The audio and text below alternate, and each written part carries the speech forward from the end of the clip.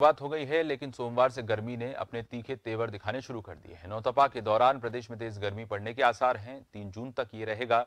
मौसम विभाग की माने तो बंगाल की खाड़ी में आए नए चक्रवात का भी प्रदेश के मौसम पर असर दिखेगा। वहीं साल का पहला पूर्ण चंद्र ग्रहण 26 मई को होगा। मौसम विज्ञान विभाग के अनुसार देश के कुछ ही स्थानों पर आंशिक चंद्र ग्रहण देखने को मिलेगा।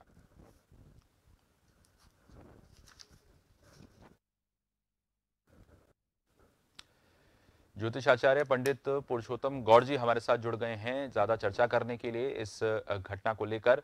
पुरुषोत्तम जी, बहुत बहुत स्वागत है। सबसे पहले बहुत धन्यवाद हमसे बातचीत करने के लिए। बड़ा सवाल ये है कि कई जो सवाल उठते हैं इस बात को लेकर कि जो नौतपा होता है, क्या इसको भौगोलिक घटना के रूप में देखा जाए या फिर एक ज्योतिष घटना के रूप में देखा जाए, क्योंकि ज्योतिष के अनुसार सूर्य कृतिका नक्षत्र से रोहिणी नक्षत्र में क्योंकि प्रवेश इस दौरान करते हैं, ऐसे में उसी दौरान जो है नौतपा की शुरुआत होती है। लेकिन दूसरा दृष्टिकोण इसका यह है कि क्या एक भौगोलिक परिस्थिति ऐसी बनती है जो इन्हीं 9 दिनों में जो है हम देखते हैं कि तापमान में अचानक एकाएक वृद्धि होती है और जितना ज्यादा तापमान होगा उतनी ही ज्यादा बारिश होगी। देखिए, आपने बहुत अच्छी बात प्रसंग रखा है। सूर्य 12 राशियों में 27 नक्षत्रों में भ्रमण करता है और ज्योतिष के अनुसार सूर्य कुंडली में जिस भी ग्रह के साथ बैठता है तो उसके प्रभाव को वो अस्त कर देता है। तो आपको बता दें कि सूर्य जब रोहिणी नक्षत्र में 15 दिन के लिए आता है तो जी। उन 15 दिनों में से प्रथम 9 दिन जो होते हैं वो 9 दिन को ही नौतपा के रूप से नाम से हम जानते हैं। और 9 दिन सर्वाधिक गर्मी रहती है क्योंकि इस दौरान सूर्य की किरणें सीधी पृथ्वी पर आती हैं और जिसके चलते तापमान बढ़ जाता है। और इस अधिक तापमान के कारण जो मैदानी जगह हैं वहां तो बहुत ही अधिक हो जाता है। लेकिन आपको बता दें कि इससे समुद्र की लहरें और वो बहुत ज्यादा उठती हैं और आपने देखा है कि तूफान भी आते हैं इस समय और समुद्र की लहरें बहुत उठती हैं। इस कारण ये जो है सूर्य की किरणें जब होती हैं तो सर्वाधिक गर्मी का समय होता है और इन्हीं 9 दिनों के अंदर नौ तपा के नाम से जाना जाता है। और इन 9 दिनों के अंदर यदि बारिश ना हो, ठंडी हवा ना चले और अधिक पके मतलब गर्मी धूप ज्यादा रहे तो फिर बारिश के अच्छे संकेत मिलते हैं। लेकिन यदि 9 दिन के अंदर गलती से कहीं बरसात हो जाती है या ठंडी हवा चल जाती है तो फिर बारिश कम होने के संकेत मिलते हैं। तो ये नौ तपा के नाम से नौ तपा के दौरान हम अच्छी बारिश का भी संकेत हमें प्राप्त हो जाता है क्योंकि सूर्य की गर्मी और रोहिणी के जल तत्व के कारण मानसून गर्भ में जाता है और नौ तपा ही मानसून का गर्भ काल माना जाता है, ऐसा हमारा ज्योतिष शास्त्र कहता है। आपको ये भी बता दें कि जब सूर्य रोहिणी नक्षत्र में प्रवेश करता है तो वह चंद्र की शीतलता के प्रभाव को पूर्णतः समाप्त करके और ताप बढ़ा देता है।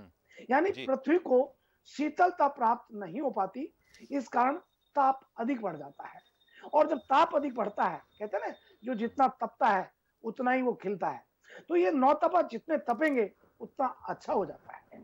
लेकिन नौ तपा के दौरान ठंडी हवा चले, बरसात हो जाती है तो फिर बरसात के संयोग कम हो जाते हैं। जी बिल्कुल बिल्कुल पंडित जी, ये बताइए कि क्योंकि जो है पूर्ण चंद्र ग्रहण लगने की बात भी सामने आ रही है, इस दौरान जो है कल लग सकता है, ऐसी जानकारी आ रही है हमारे पास। तो ऐसे में पूर्ण चंद्र ग्रहण का कितना प्रभाव ज्योतिष के अनुसार राशियों पर पड़ सकता है और मौसम में भी क्या इससे आपको कोई बदलाव देखते हैं इसमें? आपने ये बहुत अच्छी बात कही है।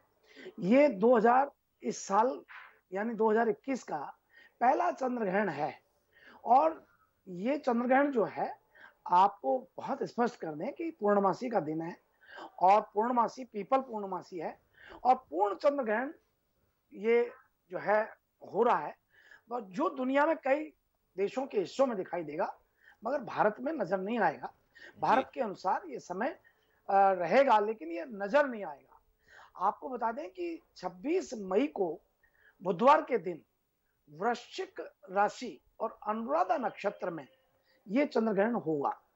चंद्रमा पर ये आंशिक ग्रहण दोपहर में करीब 3:15 बजे शुरू होगा और शाम के 7:19 तक जारी रहेगा। लेकिन चंद्र ग्रहण की समाप्ति 6:23 पर हो जाएगी। ये भी आपको बता दें कि देखो ये चंद्र ग्रहण का हमारे जो है ग्रहण से होने से पूर्व 9 घंटे पूर्व सूतक काल शुभारंभ हो जाता है। ज्योतिष शास्त्र जो है इस बात का प्रमाण देता है। तो इस बार ये चंद्र ग्रहण का सूतक काल मान्य नहीं होगा, क्योंकि एक ये उपछाया चंद्र ग्रहण है और भारत में देखना इसको संभव नहीं होगा। इसलिए धार्मिक महत्व में ये माना जाता है कि चंद्र ग्रहण का जब सूतक हो तो पट नहीं खुलते, उस दौरान भोजन आदि नहीं करते, बीमार है बच्चों को छोड़ करके भोजन नहीं करते और इस तरह की रहता है।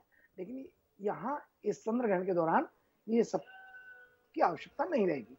वो करे अलग बात है, आप उस समय जप करें, भजन करें, हवन करें, यज्ञ करें, लेकिन आप एक और बात है कि इस चंद्र ग्रहण को खुली आंखों से भी आप देख सकते हैं, क्योंकि ये उपछाया ग्रहण है और उपछाया ग्रहण को जो है ग्रहण की श्रेणी में नहीं रखा जाता, इसलिए इसका सूतक काल का प्रभाव भारत में नहीं दिखाई देता। हालांकि ये बात सही है कि पूर्ण ग्रहण के समय भारत के अधिकांश हिस्सों में चंद्रमा पूर्वी क्षितिज से नीचे होगा और देश के अधिकतर लोग पूर्ण चंद्र ग्रहण नहीं देख पाएंगे। पूर्वी भारत के कुछ हिस्सों में चंद्र ग्रहण का आखिरी नजारा आएगा। पूर्वी आसमान की ओर बहुत करीब जब चंद्रमा निकलने का समय होगा तो उस समय हो रहा होगा, उस समय थोड़ा दिखाई दे सकता है। कोलकाता शहर में चंद्रमा शाम 6:15 पर निकलेगा। इस दौरान आंशिक चंद्रग्रहण की कुछ मिनट झलक दिखाई देंगी और 6:22 पर यह समाप्त होगा।